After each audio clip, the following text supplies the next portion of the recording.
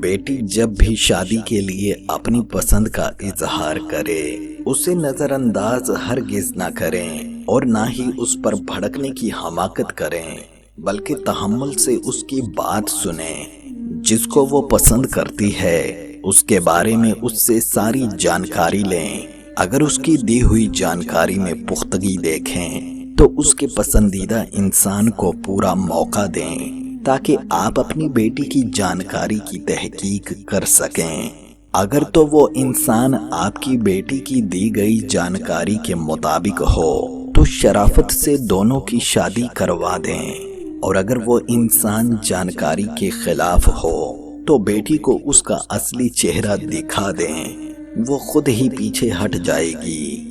اگر آپ نے اسے اپنی پسند کے اظہار پر نظر انداز کیا اور ڈانٹ ڈپٹ کر کے اس کی عزت نفس کو مجروح کیا تو وہ آپ کو دشمن کی نظر سے دیکھے گی، اور ایسی صورت میں وہ کوئی بھی غلط قدم اٹھانے میں ہرگز دیر نہیں کرے گی۔ غیرت دکھانی ہے تو اس وقت دکھاؤ جب بیٹی اپنے منہ سے اپنی پسند کا اظہار کرے۔